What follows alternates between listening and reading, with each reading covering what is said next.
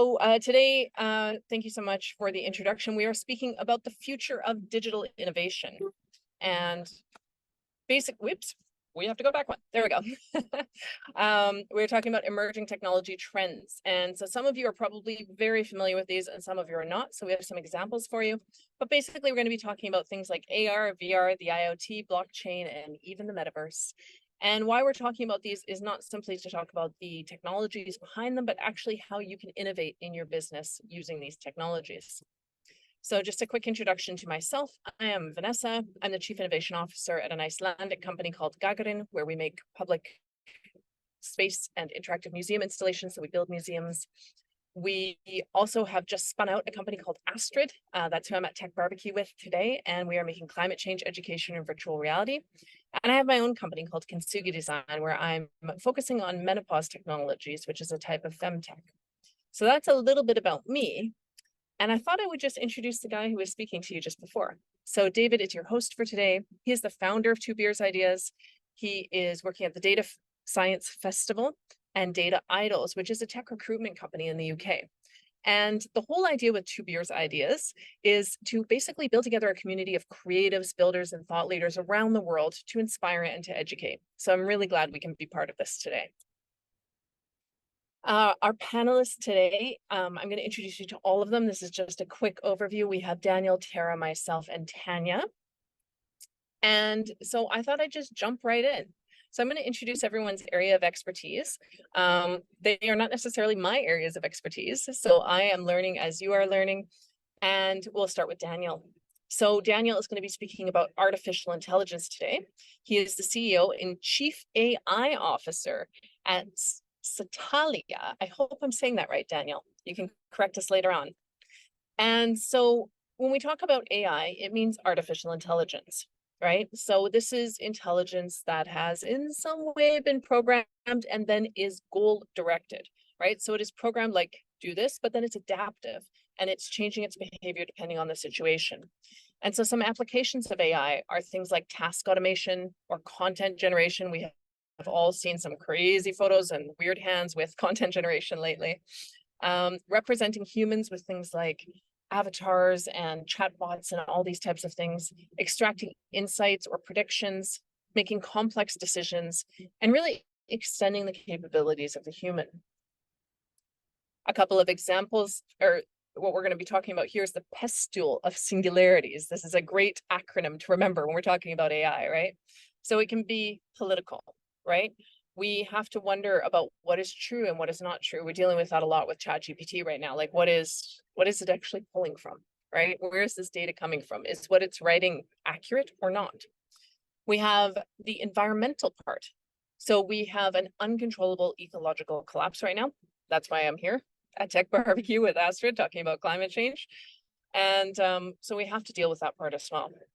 We have this whole social idea of the singularity curing death, right? We are all going towards a computable future where we become part of the matrix.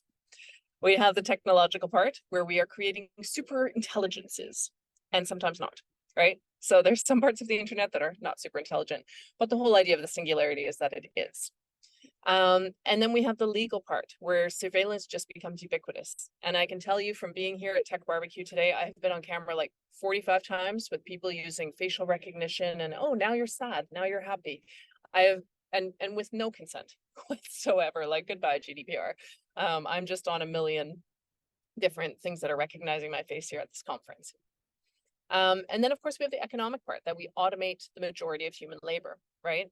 So this is kind of the PESTULE of singularities, if you will. I'm sure Daniel will tell you more about that later, and hopefully I haven't butchered it too bad, Daniel.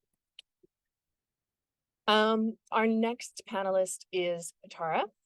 She is the head of product at TwinStake, and she's going to be speaking to you today about crypto. And crypto includes both blockchain and Web3. So when we talk about crypto, everyone has probably heard of Bitcoin back in 2009. And now the industry has tens of thousands of crypto assets. And each one of those is trying to serve a different market, a different purpose, a different customer base, or a feature set. And so the whole idea here is that it's decentralized and it's an alternative way to understand the financial system. So we can understand three terms here. Cryptocurrency is a monetary token, which is intended to have value or a purpose. We have the blockchain, which is the underlying system, and that has a cryptocurrency and various features. And then we have Web3, and Web3 is kind of this magical term that just connects it all.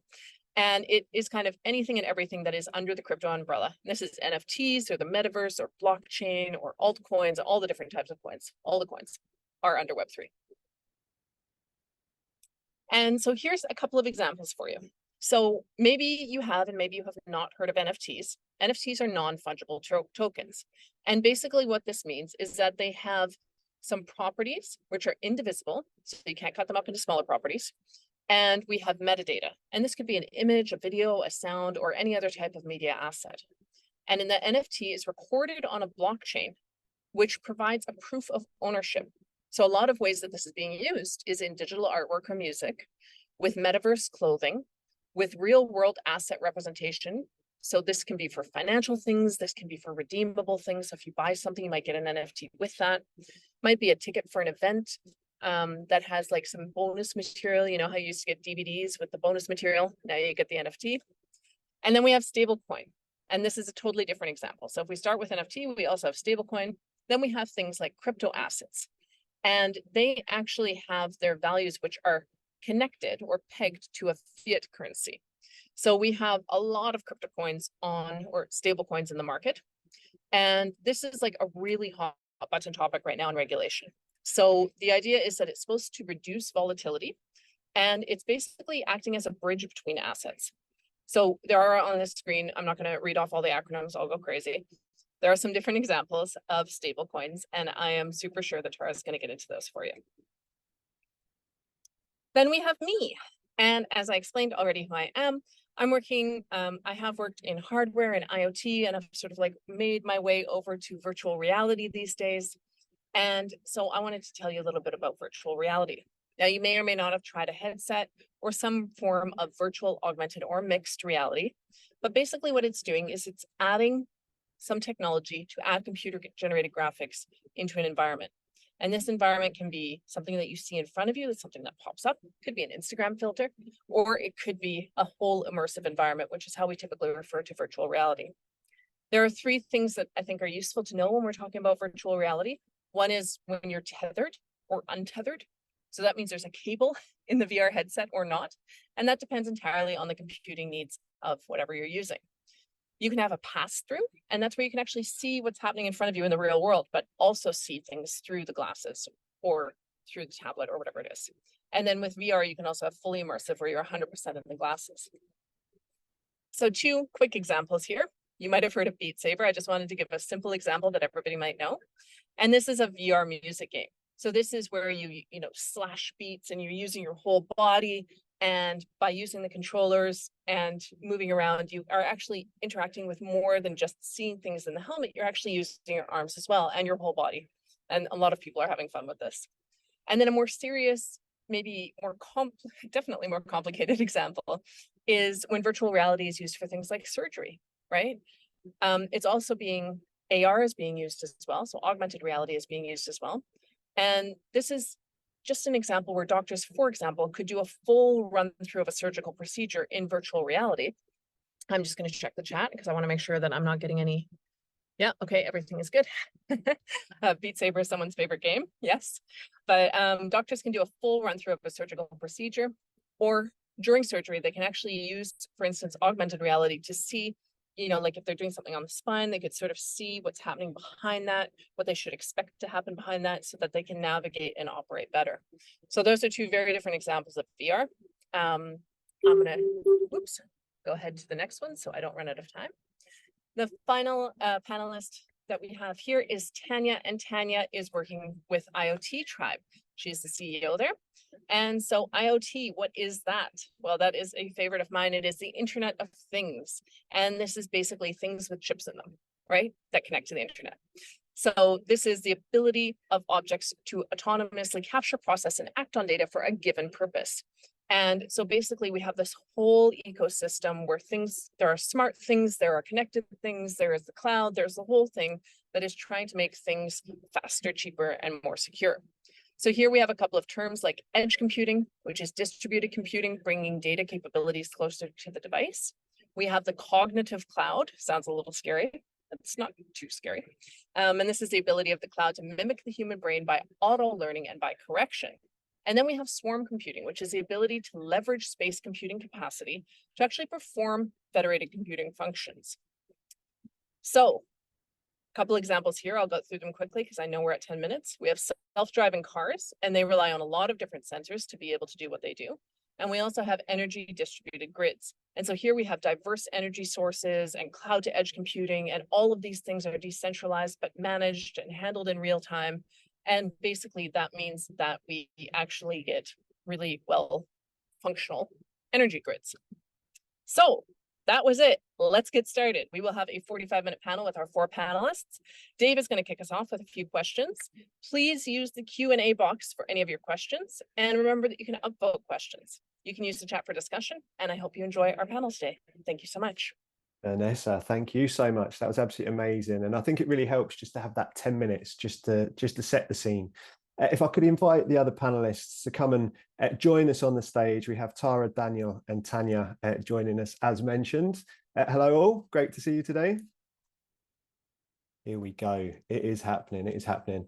First of all, thanks for jumping into the chat there, Paul, and saying hello.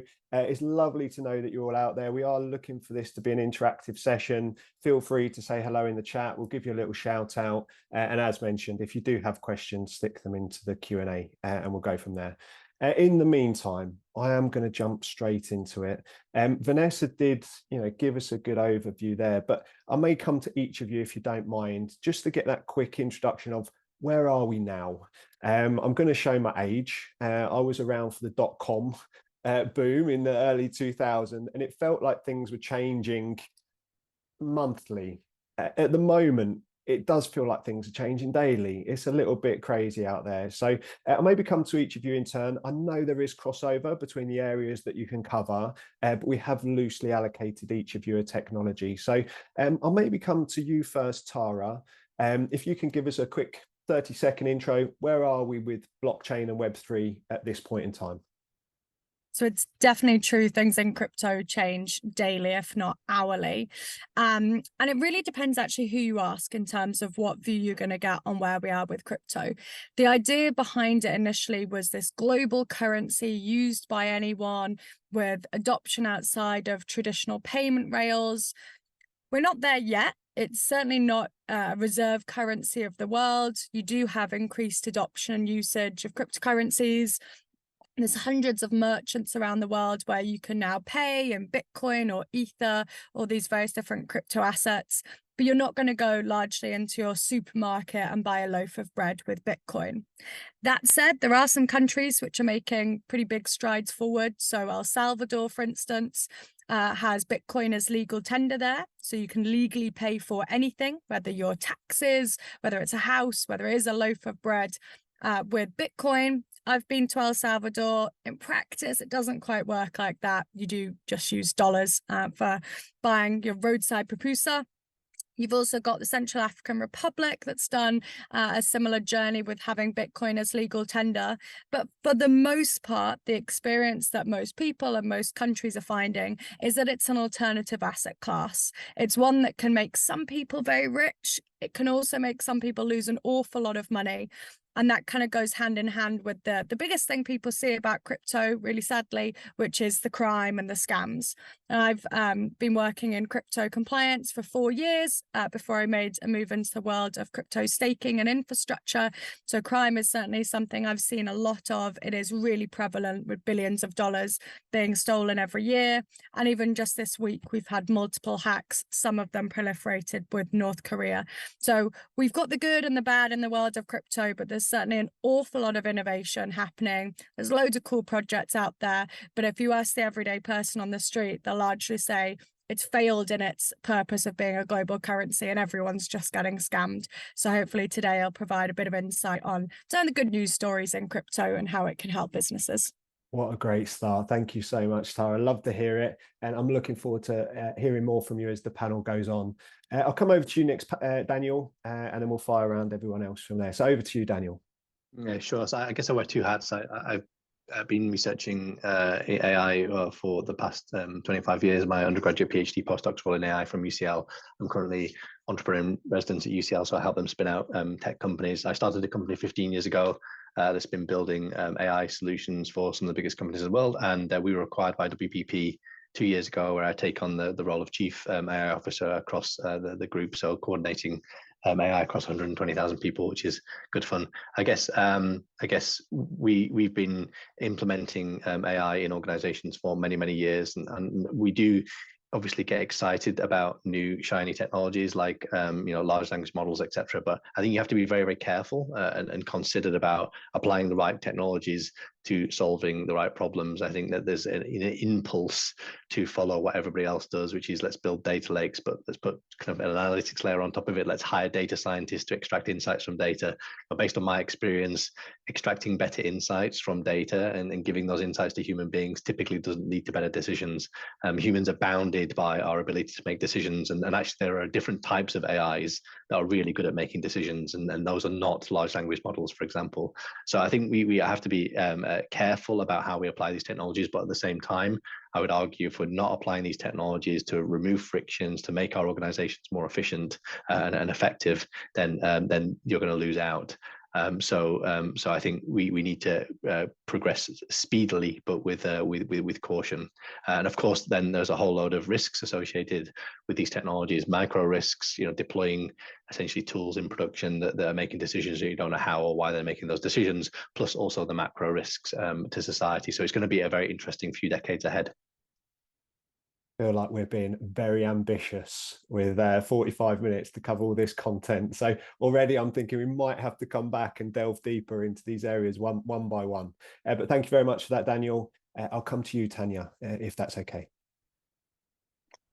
Hi, and thank you very much for the invitation to the panel. So I absolutely agree with you. I'm not sure how we're going to fit in all of this conversation into just over half an hour that we have left. And I really want to say something in response to some things that Vanessa introduced, Tara, and also Daniel. But let me stick to your first question, is where are we now with the Internet of Things? The first thing to say, I think, is probably that the Internet of Things has been around longer than we think. So probably since the 60s, with things like RFID, those were the initial kind of expressions of what eventually would become to be known as IoT. And it's never been about one technology, it's always been about capability and bringing together different types of technology and getting the connectivity between objects, assets, data to enable things to function in the best way possible and as autonomously as possible. So IoT now is much more about orchestration. So this is the magic word within our community, orchestration.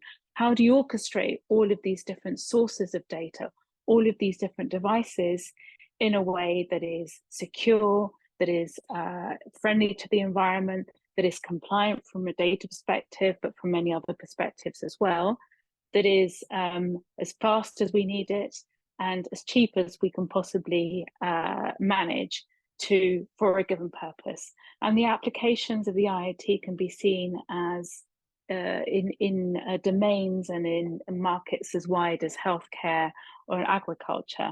And the needs of those particular markets are very different. So as the IoT grows and its impact on different environments and different stakeholders grows, so does the need for it to become much more specific and much more precise in what it can do for us.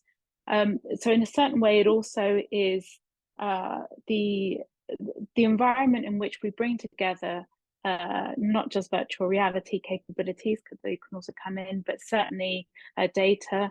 And, as Tara was saying, things like smart contracts within the IoT very much can benefit from tokenization and from other forms of digital currencies to really make things, I suppose, fairer and commercially sustainable. An example of that might be, for example, with IP, protecting intellectual property rights and making sure that artists, whether they are within the music industry or whether they've generated some type of visual IP, that they're able to be remunerated for that. At the moment, it's just far too easy for people to copy, to play things, to reuse something that somebody else has generated, and for that person to not get any recognition. That's just one small aspect in which all of these technologies can come together to produce something or an environment in which it's fairer for us all to operate and to continue to generate content, technologies, and improve the way we all live and work. Love that. Very, very positive. And it definitely does feel like this is going to be an amalgamation of all of these technologies coming together to benefit everybody. I'll come to you now, Vanessa. Virtual reality for me is one actually I probably know the least about, but I absolutely want to know more, because I can see obviously a world where this is going to be having an impact on people's day-to-day lives. So where are we at the moment in terms of VR and AR? That is a massive question. We try. So I would say, yeah, definitely. You know, I'm working within ed tech right now. So I'm working within education, and we're trying to get, you know, it sounds a little counterintuitive to bring a VR headset into a school. Like, do you want more distraction? But we're actually, our games are designed to be 20 minutes. And they're as a supplement to like a curriculum. So to answer your question, it's kind of like, we're trying to, at least in this example, we're trying to integrate this in a meaningful way. So we're not taking away from this pen and paper time, we're adding to it. And what's beautiful about that is that you have this, you're immersed, right? You're inside of this. There's no phones, there's no like anything else, there's no distractions, you're inside of this. And that again is VR. If we look at AR, I mean, we can already see this happening everywhere. Everyone is using Instagram filters. They're so good that you cannot at all tell whether or not people are using them anymore. They don't even, you know, blink or whatever the word is, glitch. So people are using AR without even realizing that they're using AR already, and that's been happening for some time. We're starting to see more and more examples in retail, more and more examples in, you know, places like when you're doing your grocery shopping, more examples in advertising and marketing. And I mean, in my other role at Gagarin, we're using this quite extensively with museums and public spaces, so that people can experience things that they otherwise absolutely could not, like going underwater to the deepest depths of the ocean and meeting species, right? Like, can't do that. It's really complicated. So, you know, that's the type of thing, that's where the magic comes through. But I think it's really important that it's done in a thoughtful way so that it doesn't just become a screen-based society. Amazing. Thank you so much. I won't even tell you how many filters I have on right now. I think I've put 3 on to look like this. So amazing. So we have started to get some questions come in, which thank you all very much. I'm going to fire maybe one more in for myself and then we'll get from there. But just as we do that, it is nice to see the chat and know that people are joining us. So I will just quickly call out a few. So one that caught my eye there, Nadia from London, impressive panelists, would love to hear more from each. So already we're asking for part 2. Antonio from Sao Paulo, Brazil, lovely to have you with us.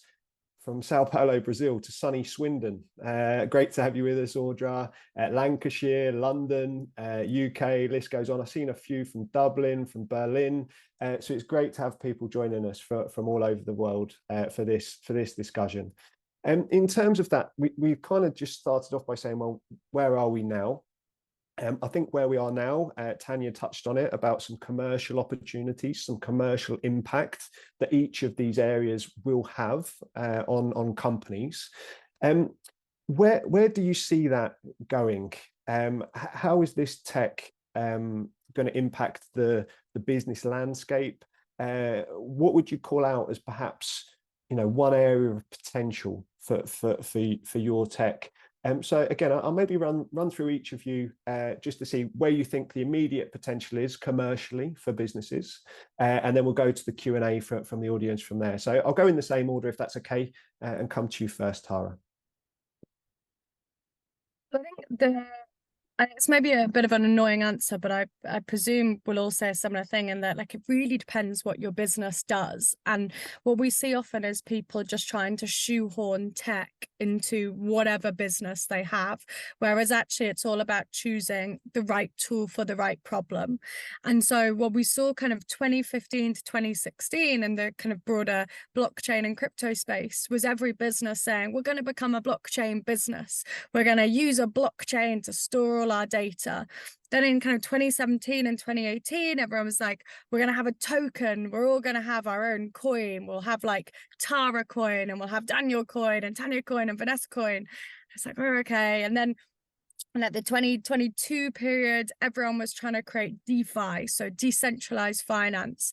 And we had a lot of DAOs that were created, which are decentralized autonomous organizations, which largely aren't decentralized. They're not really autonomous, and you can barely call them organizations, but they were the kind of latest hype. And then we also had NFTs, where everyone thought everything should be an NFT. And whilst there's been certainly a lot of value and a lot of great businesses and a lot of great business use cases, the biggest problem there was people just using a kind of scattergun approach of putting all their technology towards their business. And actually, really, what you've got to look at is, what is my business trying to achieve? And then figuring out which of those technologies might be best. And it might be something in crypto, it might be something in IoT, it might be something in VR, it might be AI. But when thinking a lot about kind of crypto specific technologies, if you're thinking about having a token, as so many people did in like a couple of years ago, and NFTs, it's all about thinking like, what value does this actually bring my customer? Do you need trustlessness? Do you need to create a product which allows them to be able to trade it with other people? Do you want to move towards a decentralized model, or is actually centralized control and trust really important for whatever you sell or produce? So I think that's really the key thing, is trying to get to the what problem are you fundamentally trying to solve, and then figuring out, okay, what potential kind of crypto-based technologies can we use? But there was a couple of use cases I'll touch on really quickly. So provenance is quite a big one across the blockchain space. So that's basically proving history of something. And we see that a lot of in the kind of supply chain ecosystem. So whether that's proving that your diamonds are mined in a kind of fair and environmentally friendly way, whether it's the tuna that you're eating is dolphin free, etc. So there's loads of use cases there. But blockchain can't solve the problem of incorrect data at the source. You know, if someone says this is dolphin free and they're lying, if you put that data on a blockchain, it's just immutably a lie. So what's really important is making sure that the kind of source of information is correct, even if you're using it for the provenance use case. And I could certainly talk for a whole hour about different use cases, so I'll stop there. But I think the really important thing is that there's loads of these technologies, but you have to know what business problem you're trying to solve before someone could give you the kind of useful advice of what part of the crypto ecosystem could be most useful to you. Amazing. Yeah, you definitely make a fantastic point there. And I think you're right. Each of the panelists will surely agree in terms of understanding the problem and finding the right approach, because it is all different. But yeah, provenance, thank you very much for calling that out. Definitely keen for people to get some takeaways and perhaps go and look into some of this further. And that isn't one for me that would have even been anywhere near my front of mind. So yeah, thank you very much for that. I'll come to you, Daniel, if that's okay. Yeah, immediate benefits really. So there are multiple types of algorithms that have developed, matured over the past couple of decades that I guess we are calling AIs, and that coupled with data and compute allow us to do some very interesting things within our organizations, from extracting insights from data to avatars, all that kind of stuff. We see the biggest benefit still as removing human beings that are making decisions, either automation, very simple, structured, mundane, repetitive tasks by either very simple algorithms, or replacing human beings by using complex decision-making algorithms. I guess if you're old enough, it used to be called operations research, but it's optimization, discrete mathematics. It's actually a completely different field in computer science than machine learning and statistics. So we actually see the biggest win at the moment by automating those frictions, which is usually human labor, freeing those people up to do more interesting things, the things that the AIs can't do. And I think at the moment, the past decade, people have been hiring machine learning experts, data scientists to extract insights from data. And as I said earlier, those insights don't typically lead to better decisions because humans are not actually very good at making decisions. So I'm a big advocate of solving the decision-making problem first, and that's where you start to get your biggest win. Perfect. Thank you so much. And I guess quickly, just to touch back on that, because I guess there will be questions that come in terms of what you're suggesting there is increasing productivity, helping humans, making better decisions, removing humans from some areas. How do you see that, panning out? Is it very much about increasing productivity, freeing people up to work in a different area? Because there will be people out there going, well, are we all going to lose our jobs? What does it look like? Well, we can talk about that later on, but I think the next decade we're going to see loads of innovation. Yes, we will see job displacement, disruption, all that kind of stuff, but I think we're going to see a lot of growth, and with that growth, a lot of opportunity to do work. But actually, there are some decisions that humans shouldn't be making. I know that one of the top questions there is, can I give you some examples of machines that make better decisions? But just very, very quickly, if I've got 5 staff members that I need to allocate to 5 jobs, there are 120 possible ways to allocate 5 people to 5 jobs. If I've got 15 people to allocate to 15 jobs, I've got 15 factorial, which is now 1 trillion ways to allocate 15 people to 15 jobs. If I've got 60 people to allocate to 60 jobs, there now is more possible combinations than atoms in the universe. To expect a human to solve problems beyond 7, we are wasting our time. And humans are solving problems like this in industry badly. And we don't realize actually how hard they are to solve. So there are literally thousands of these types of problems that humans are making decisions about that they shouldn't be. And again, we can free those people up, leaving the algorithms to make the decisions, enabling them to do more interesting things. Positive. I suspect my team are hoping I'm replaced by an AI as early as next week. Dave should not be making decisions, is what they're thinking. I'll come to you, Tanya, please. Yeah, so I think just to turn the question a little bit on its head, so technology has the opportunity also to influence business by giving people, founders, the opportunity to come up with new ways of doing things. So it's not just about the solutions themselves, it's also about generating the responses to real world problems. And I think that that's where you really need to start, whether you're a startup founder or whether you're on the other side of of a department that might have innovation in its title.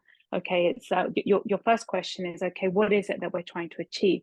Now, sometimes it is true that you can be inspired by just looking at what these new capabilities are and just saying, oh, actually, I can apply that technology to this problem, and that wouldn't have necessarily been something that I would have thought of if I didn't know that technology existed. But nevertheless, having that purpose, that goal at the outset, I think is really important. So whether you're looking at solving problems to do with optimization. So optimization is Daniel, that what you're referring to is essentially an optimization problem, or whether you're looking at solving something that has to do with I don't know, social equity. You need to understand that that's your purpose, and then find the right way to approach that, either with a single technology or with a combination of technologies. And that's, I think, where startups can really come in with challenging the way that we've always done things and bringing in new approaches and new ways of doing that we wouldn't necessarily think of ourselves. In terms of concrete things for the Internet of Things, very definitely we saw, I don't want to mention the C word, the COVID experience that we had a couple of years ago. We had massive problems there with supply chains, with products not being able to get from A to B. The problems there can be, if not solved through IoT systems, certainly alleviated through them. So understanding well in advance where bottlenecks are in supply chains, absolutely critical, for example, for manufacturing. And it also leads to being able to have the right amount of stocks and being able to develop or to deliver, the products that people need at every step in the supply chain at the right time, whether it's a hospital or whether you are, a BMW in your factory in Hungary. Agriculture also very big area in which IoT can have a significant impact by calibrating and bringing in different data sets. For example, you're able to see what the weather patterns are going to be in a very localized way. You can then adjust things like water, so irrigation, but also the use of fertilizers. Some fertilizers will require a more humid soil to be able to operate at 100% capacity. Others may require kind of less humidity in the soil. So there are a lot of real world applications, but they do require that that very focused, that focus on what problem are you solving. Just doing things generically, I think, is going to be something that is less effective as technologies become more and more advanced. It's going to be less one size fits all. So, for example, we've got David, I think, or Daniel, I think you mentioned, generative AI and LLMs. As we progress, those are going to become much less one size fits all. So much less ChatGPT are much more precise, and the precise solution for a given sector in a given environment and domain. Amazing. Thank you so much, Tanya. And again, it's great to get those high level talking points, but equally very specific answers from you there about industries that have got that commercial benefit immediately, right now. In terms of VR, Vanessa, where are the commercial benefits at the current time? Yeah, so I just want to echo what Tanya said, because I couldn't agree more. My background is interaction design, so I'm very focused on making sure that what we design is actually needed in the world. And I think that's such an important part before we even talk about commercial applications. I mean, like for myself, I was super frustrated with people making IoT devices that we didn't need, like just putting a chip in it. So my whole PhD was about designing for meaningfulness in future tech, because we really need to think about that. Like, what is this thing we're making, and does the world need it? What problem is it actually solving, right? So I'll present a couple of examples of virtual reality in the commercial space. I mean, I've only been working in VR for about a couple of years now. And so for me, it's also, I'm very critical of it. I'm very much like, what is happening here, and do we need this? I think within the education sphere, it's been super effective. I can immediately see that it, like we've seen a lot of scientific research that says it helps people learn better, they respond better, they relate better to the material. But we can also take it to a different perspective. For companies, they can use it for onboarding. So whether this is because you are working in a manufacturing environment or even in an office environment, right? You can sort of have your first day at work before you even come to work, so that you kind of have a lay of the land and see how things work. I know it was used for training people to do a spacewalk for astronauts, right? So that's also a type of onboarding, maybe not the one that any of us might do next week, but maybe not. It's also used in health and fitness, of course. The health and fitness industry is really ramping up with VR. It's used in therapy. So there's quite a few therapy applications where it's being used. Cora is a great VR studio who's making some therapy apps, which are super interesting to see. And this sort of ties into companies' HR, right? Because can your HR department maybe be a VR experience so that you can actually confront things in a safe place, right? So you can act out things and try them out before going into your office and confronting them in a different way. Of course, it's being used extensively within entertainment, but you can also think of something like real estate, right? So just a try before you buy, walk through, seeing how things are, seeing how the space feels. We've always had these little tiny architecture models, and now we can actually try out the real thing. So there's a lot of different ways that this can be used, and a lot of different ways that it can be beneficial for companies to get into. I mean, we could talk all day about the different applications of VR or AR, but I think the big thing is to just return back to that. Is it needed? Is it important? Is it solving actual problems for actual people? And is it meaningful? Perfect. Thank you so much, Vanessa. Thank you all. Actually, it was great to set the scene, see some commercial impact where we are right now. And there is a good number of questions that are coming in, so I will jump to the Q&A. It may be that we make this a bit more interactive. If I ask a question, you've got a particular strong opinion, again, we'll have a conversation. It may be, again, that we come to each of you. But the one that's caught my eye at the top there with the most upvotes actually is from Chardonnay. What skills and knowledge do you anticipate will be in high demand in the job market as a result of emerging tech trends in the next decade? So who would like to go first? What skills and knowledge do you anticipate will be in high demand? So maybe if I can take that one, because we actually conducted a study for the European Commission with IDC on this. We had about 800 respondents from business from across Europe. And the results show that by 2027, there's going to be a fourfold increase in the demand for skills related to AI application development and implementation, and threefold for cloud infrastructure, IoT analytics, and cloud integration compared to 2020. So we took a baseline basically, and the growth, the growth and the demand for those skills in companies is absolutely known. It's not something that's kind of like looking to a crystal ball. Companies have plotted back from where they see their business in 7 years, well, in fact, in 4 years' time, and they've been able to tell us exactly where they see their hiring needs develop over that period. Amazing, great insights.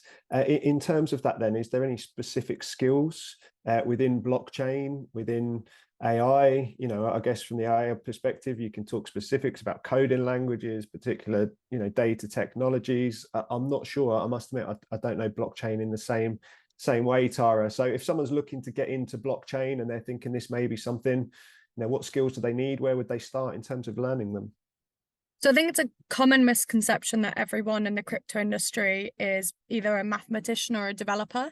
There are definitely a lot of cryptographers, and that's actually how I got into the space. And there's an awful lot of engineers, but there's also loads of roles in marketing, in finance, in product, which I head up here at Twin Stakes. So actually, it's super broad. What you really need to be successful in the crypto industry is the curiosity to learn about the industry, because it has its nuances, has its craziness, and it is highly technical, like all of our various areas. But you don't have to be a developer to be successful in the crypto industry or to find a job in there. There's every different function that you could think of. And so I think really the best way to get in is to just find your passion in the industry, find a particular asset that interests you or a use case that interests you. One of my really good friends, she lives out in Hong Kong, and she is in the human rights world, and so she spends her time kind of fighting modern day slavery and human trafficking.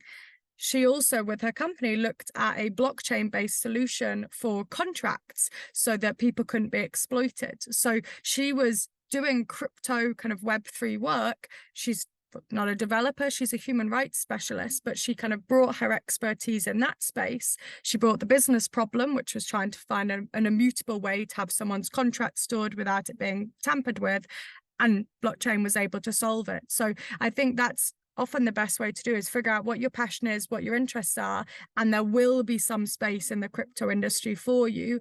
Yes, knowing some maths helps you in the most technical roles, and if you're an engineer, learning Solidity goes an awful long way from that perspective. But you can get into the crypto industry whatever skills or whatever background you're coming from already. Amazing. Thanks very much. I guess quickly, just to follow on from that point then, Tara, again, showing my naivety in terms of some of these technologies. What are the typical, job titles that you see in the space? I guess there's going to be product related roles. Yes, there may be some engineering related roles. Could you just tell us a bit more about the job functions within the crypto world? Yeah, so for most businesses, it's honestly your like vanilla ones that you'd find in any industry. You're going to find your sales, like development roles. You're going to find your HR.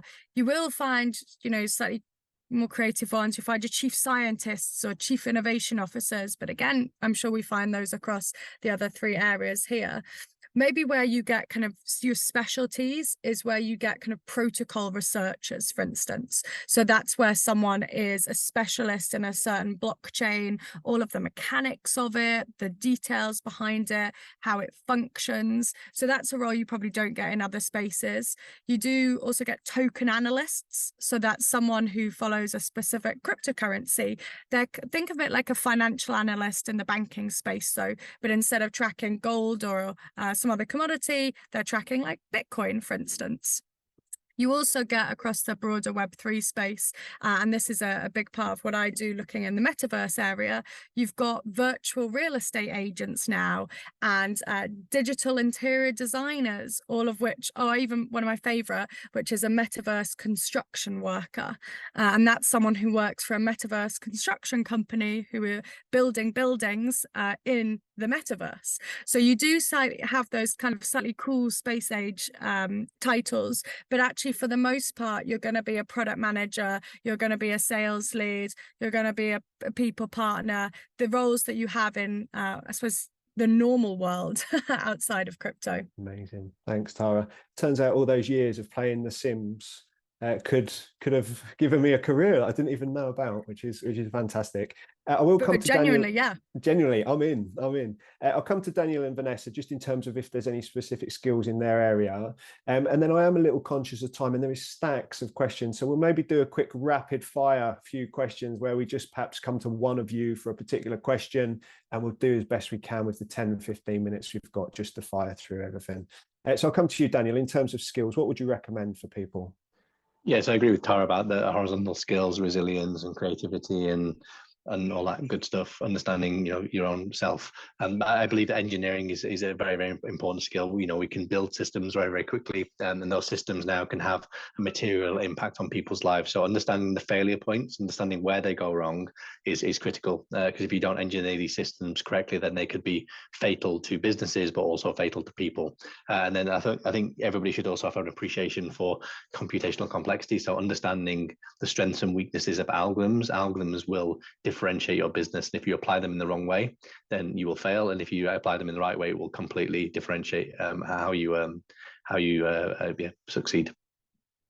Amazing. Thanks very much, Daniel. And it's nice to hear some of the softer skills being called out, actually, in terms of having that rounded skill set. Vanessa, where would you start in terms of skills for VR? I think just on a higher level, I think everyone's spoken to this, but being open to being interdisciplinary is super important. So of course it's nice to have a niche skill and be really good at this one thing, but it's very important in this new world of technology to be able to speak everyone's language. And, especially for me as an interaction designer, and I would say that is a core skill to have, is both understanding the psychological and sociological behavior of human beings, as well as understanding the technology. So, I have this course that I do where I teach people what are the Internet of Things, what is an accelerometer, right? And, what is a pressure sensor and what are all the things in my phone? And I think people don't have an idea what the very basic hardware components are in the everyday technology that they use. And it's not like you have to be an engineer or some sort of electronics expert, but I think it's important to understand what it is that we're working with, what it is that we're sticking on our faces, what it is that we're sticking on our bodies, wearables, so that we can actually relate to them better and design for them better. Thank you very much, Vanessa. Love that. As I say, I'm going to jump to the question from Nazia. Nazia is asking, with some countries developing faster than others within the technology space, what impact do you think this will have on the wider world?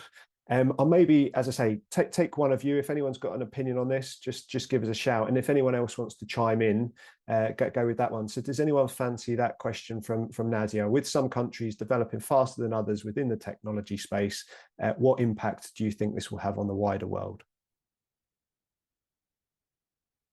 Who's in? I can jump in on this one from a split crypto second. sense. I thought there was so much chat going on. I thought I'm in trouble here. No one's going to answer this one. So thank you very much, Tara. So from a crypto sense, there's a huge difference in regulation across the world. You've got some countries who are actively putting in regulation to protect consumers, but also grow innovation. You've got others which are taking a stance that says, we don't want crypto businesses here. We don't want our citizens buying crypto. What that means is that you have regulatory arbitrage where bad actors will kind of go towards countries that don't have those protections in place. It also pushes out businesses who are trying to do amazing things, but in a country that says, no, no, no, we don't want you to do any of that. So that's a really big problem when you've got some countries going faster or taking very different views than others. You also have a big kind of geographic split in terms of some countries like North Korea that I've mentioned today. They are getting really good at hacking and really good at stealing crypto. That's awful for everyday people who are buying crypto and having it stolen. So you need your defenders to be accelerating quicker than your attackers to try and protect against that. So there are really big kind of impacts across you kind of seeing that technology develop across different industries. But also, when one country starts getting ahead, other countries start getting a little bit jealous and bumping up their rate of innovation. So you do have the good and the bad of it, but certainly in the crypto sense, the biggest place you see at the moment is on the regulatory side of things, and the different countries are taking that. Perfect. Thanks very much, Tara. I think one of my thoughts on that was that the barrier to entry in a lot of, again, my background is probably more data science and AI than the other technologies, but the barriers to entry are less than, when it was the Industrial Revolution and we had all this technology and we're building factories. It's different now. You can train a model from anywhere in the world. It's a different way to get started. So will there be some sort of leveler in terms of countries being able to work in this space, do you think? Maybe come to you, Daniel, unless anybody else wants to jump in. Well, I'd like to think that those countries that can't compete against countries that have very deep pockets and expertise means that they'll do radical innovation. They will open source. They will adopt policies and structures to attract talent, attract businesses that are much more appealing to making people's lives better because it's more attractive. So I would hope that it would stimulate governmental innovation, but I think that it will also push the open and accelerate the open source movement, which is great because it makes these technologies more and more abundant and free to everybody. Amazing. Thanks so much. The next question I'm going to jump to is a question from Mark Beresford, talking about regulation. And again, I mentioned earlier I was around for the dot-com. I was going to say bubble. There was definitely a bubble, but that period before the bubble, where it was all good. It felt very much, the creation of the internet. The whole thing was it wasn't regulated. It was people out there innovating, generating new standards, creating new technologies. And it feels a little bit at the moment with the technologies that we're talking about, there does perhaps need to be an element of regulation. On a world level, on a country level. The question for Mark is, have we got it right in the UK in terms of regulation? I'm conscious we've got an audience from around the world that have joined us, but could any of you speak to the need for regulation? Is there need for regulation, and are we on the right track? And I can see you've put a hand up there, Daniel, so I'll come to you, please. Yes, so I'm an expert witness to the UK AI white paper. I think that there's still a massive misunderstanding about what AI is and the different technologies and what micro and macro risks they pose. And I hear the phrase, let's regulate AI. What is AI are you talking about? And also what risks are you regulating against? So I think there needs to be a pragmatic view about the risks. I think the term that Vanessa showed, the pestle of singularities, that was a framework that I developed a few years ago to highlight some of the risks associated with these technologies. So I think we need to figure out what are the risks we need to avoid, and then where does government play a role? And like Elon Musk, I think that anything that we've ever developed that has a material impact on people's lives, automotive, aerospace, pharmaceuticals, they've ultimately been heavily regulated, and AI will and can have a material impact on people's lives. So I do expect regulation to happen, but I think based on my experience of engaging with politicians is that they're thinking very pragmatically about it. Amazing. Thanks so much. Is regulation needed as much in IoT and VR, Tanya or Vanessa? Just to come back to, so IoT includes AI, it's the Internet of Things, and without AI, a lot of the things don't actually function, especially with machine learning, for example, or predictive models. I think the different jurisdictions have different approaches. We've seen this with GDPR and data protection rules. Generally, one jurisdiction generates something, and then the others kind of adapt it to their kind of local conditions and ecosystem and their socioeconomic reality. But the fact is that a lot of these technologies, and more importantly, the companies that are offering these services and products built on these technologies are going to operate beyond borders and across different boundaries. So having a multitude of different approaches to AI is not terribly useful. It also is going to increase not just the cost for the developers, all the adopters of those technologies, because frequently, I think, Danny, you touched on this, we're not talking about AI in a vacuum, we're talking about AI systems, so things that are introduced and part of something that is much, much bigger. So if you have that within a car, you need to make sure that that car and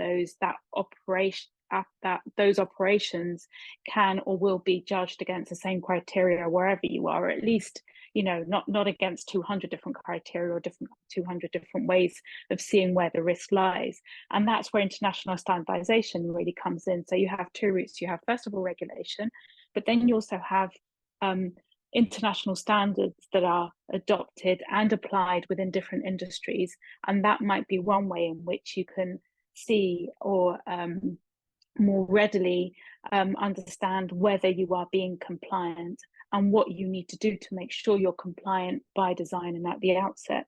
And I think just maybe a final thing on that, the European Commission, the AI Act, which has been under huge scrutiny, huge detractors, but also huge supporters, because one of the things that they do is distinguish between high-risk systems.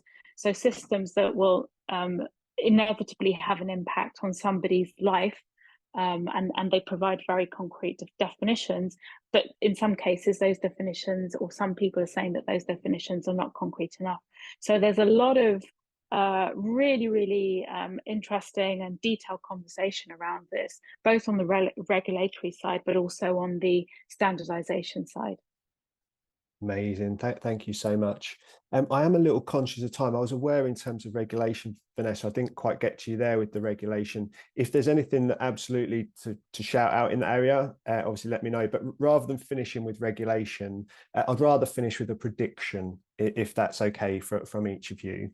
So my question for each of you is, one word, one sentence, you know, if you were going to give us a prediction in your space for the next 5 years, what would that be? Short and sharp, one word or prediction. And just as you think of that, I am quickly going to jump into the chat because there are some thank yous coming through from everyone. So George Campbell, thank you all. Very interesting discussion and information sharing. Alexa, fantastic panel today. Hope we can get a part 2.